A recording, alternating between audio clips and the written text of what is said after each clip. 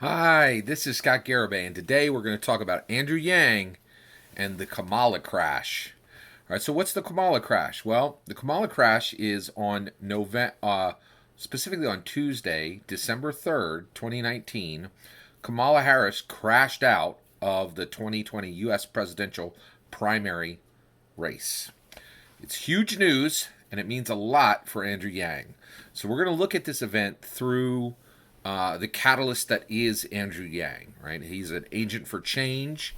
Andrew Yang is truly the only real hope we have of having a dramatic, the kind of change we need in this country after electing Donald Trump. There's a ton of repair to be done, and Andrew Yang is the only real noble candidate who has the ability to restore this country in the way it needs to be restored, right? Everybody else is,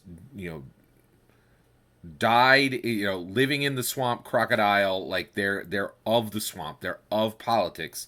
Andrew Yang's from external politics, outside of politics, coming in to clean up the mess that we currently have, right? So it's really critical to understand what just happened with Kamala Harris, because there's some really significant lessons. There is a significant lesson that Andrew Yang needs to pay very, very close attention to. And also, I think it's important for us as Yang Gang to realize the mistakes that Andrew Yang is already sidestepping, because Kamala Harris made some very serious mistakes that Andrew Yang has already been successful to avoid. All right, so let's talk this event through. All right, and we'll put it into perspective of how it affects Andrew Yang and his candidacy. All right, his race. Right. Okay. So one, what happened? Kamala Harris dropped out, right? Now, first and foremost, there are people saying, "Oh, she didn't drop out; she's suspending her candidacy." Right. Well, all you need to know so a lot of major news sources are reporting that she's dropped out. I think that is correct, and the reason why is she can say she's suspending her campaign, but the idea that you would suspend your campaign and then something would happen and you would restart your campaign, it ignores history and it ignores logic, right? So one, there was somebody who did this already. His name was Ross Perot. He suspended his campaign for some reason or other, and then he repicked it up again, and everybody was like, logic, you couldn't finish the campaign, you sure as heck can't be president. And that's pure logic, right? Like, so even though I think, Kamala's trying to be cute and, keep an iron in the fire, she's out. Done. Right? If you can't finish the campaign, you certainly can't be president, right? Like, you need more wherewithal than that. It's pretty obvious, okay? So she dropped out. It's a big deal, right? Now, why are we here? Why do we reach a point where Kamala Harris felt that she needed to drop out? Let's talk about it. Okay. So one, I think she made one very critical mistake, and that was her debate one early, very her early attack on Biden. Okay, in debate number one, it was the most aggressive attack that had happened in the debates. It came out very early, and it had two problems. It had three problems actually. So she attacked Biden very, very directly. Right. It was gotcha politics. It was like the issue she was talking about was 20 or 30, like 2 or 3 decades old. That's very, like, people are getting really frustrated with gotcha politics. They're like, oh, you went through somebody's Twitter and found something 10 years ago. Great. What are they doing now? Right. And I think a lot of people are like, okay, so you can search social media, whatever. Right. Like, people are like, if you have beef with somebody, it better be fresh, right? Like, we all make mistakes. Everybody's got some, if you get to look through 20 or 30 or 40 years of somebody's history, you're going to find some dark moments, period. Doesn't matter who, right? I'm sure Mother Teresa had a few, right? If she was here today, there'd be something, right? So gotcha politics really frustrate people. If you're going back 20, 30 years to pull things out, that's a big problem. And it was not a good look, right? In addition to that, it was very personal. She was really like, it's me, right? But the reality is it wasn't personal, right? Joe Biden didn't do anything directly to Kamala Harris, and so it was needlessly personal. And then the other issue is Biden was signed off by Obama, and that you can't go. in order to bring her political daggers out, Kamala Harris had to go through Obama. That is a huge problem, right? Obama is essentially the last remaining actual Democrat hero, right? Uh, Jimmy Carter, great person. Everybody remembers him as a peanut farmer and not a great president, right? That ain't going to do. Bill Clinton, he's done. He's gone. You can forget him, right? You can take his legacy and throw it in the trash. He's finished, right? Like, I don't even need to tell you why, right? It's been very recent. His name's been attached to some real monsters lately, and that ain't gonna fly going forward, right? So Obama's the last remaining living Democrat hero, period, of the presidents, right? So you can't cut through Obama and say, "Oh, you didn't do a good job vetting Biden," right? You know, Obama literally vetted Biden. Obama was professional. He was competent, and his vetting needed to stand. So when Kamala went directly right at the heart of Biden, she was cutting through Obama to get to him, right, with her political daggers. You can't do that. You cannot do that. It was it's a bad look. It did not work well, and it told everybody, hey, you best be very careful when you got to choose your angle of skirmish very carefully, right? Now, and it told everybody, and if you remember, for Andrew Yang, there were the first three debates were all path of peace. Man, he was very, very nice to everyone, right? And that now looking back, that was very, very wise, right? All right. Second one is she was proud of her tough prosecutor perspective. That was a terrible idea. So one, tough on crime has a different meaning today in 2019 than it did in the 1980s, the 1990s to 2000s, right? I remember the 80s, the 90s, and the 2000s. Crime was a real problem then, right? We've reached a point where every single person on the planet who's over the age of 6 has a camera in their pocket, right? They're literally seconds away from calling the police, and frankly, they can show the police what's happening, right? Catching criminals is becoming trivial.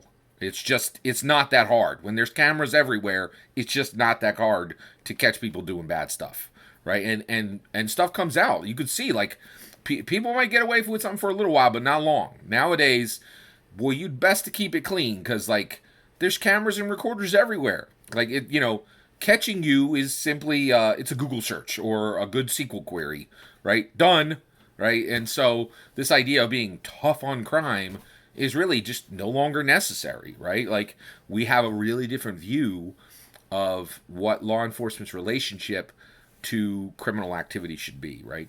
And back in the 80s, 90s, and 2000s, police really didn't even have the tools to protect themselves, right? That is totally, totally changed, right?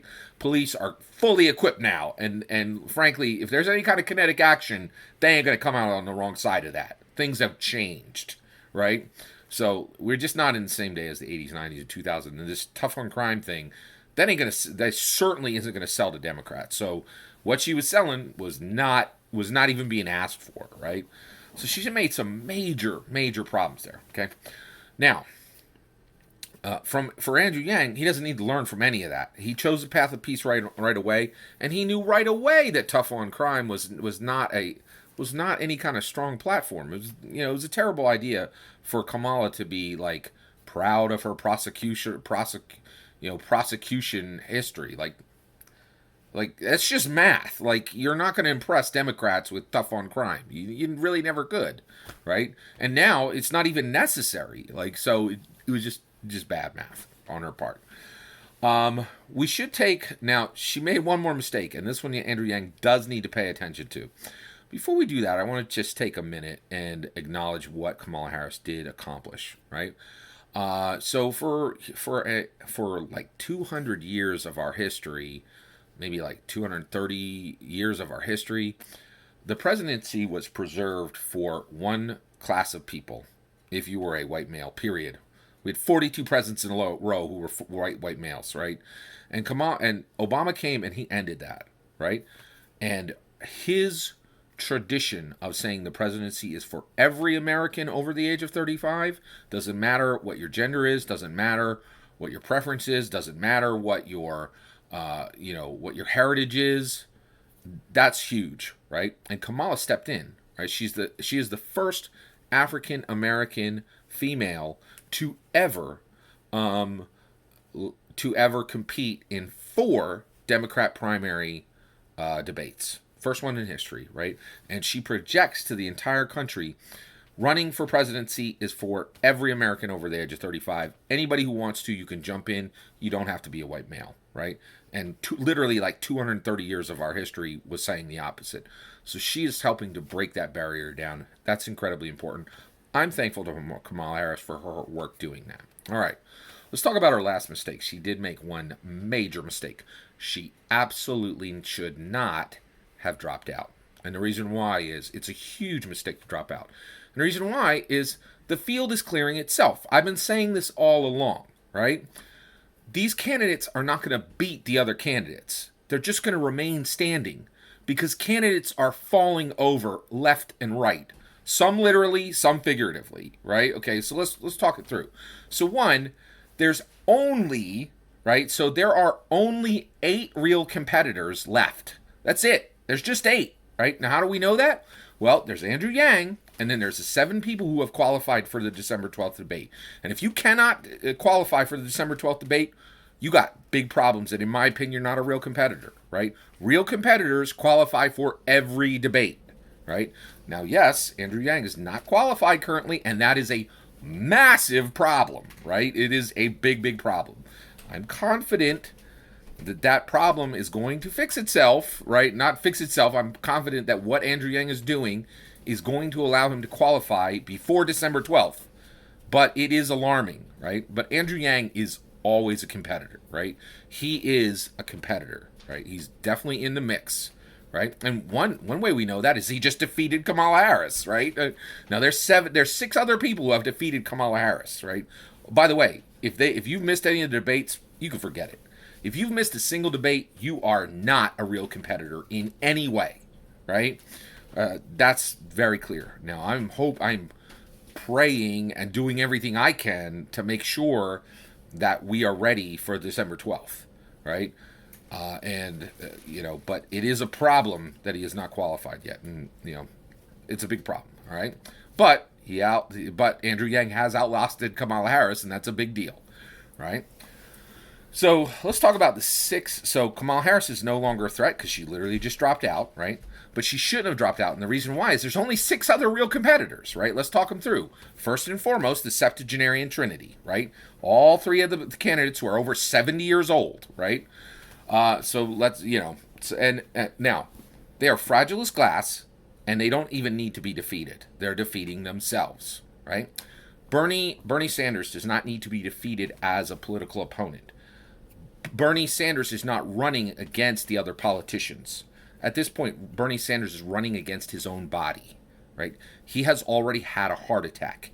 He is in the middle of one of the most grueling physically and mentally gauntlets that exists, which is the U.S. presidency. Everybody wants your time. Every reporter in front of you wants to trap you into, some kind of gotcha statement. Every reporter is looking for ways to take you down, right? The stress is through the roof, right? Bernie Sanders does not need to be beaten by a single politician. Bernie Sanders' real opponent is his own body, right? He needs to make sure that he can run,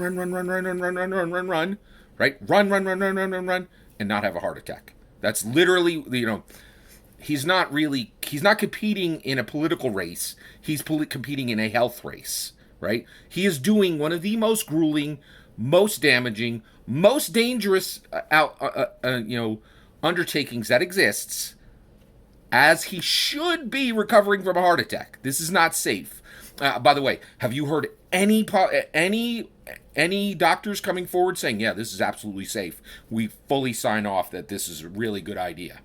No one, right? This is beyond logic, right? Bernie Sanders is not really running against any politicians. He's running against himself. And he's running against a clock. And he's running against time. And he's running against nature. And he's running against logic. Right? Bernie Sanders is not running against any politicians. Bernie Sanders is running against himself. Right? Be very clear on that. All right. Okay. Biden.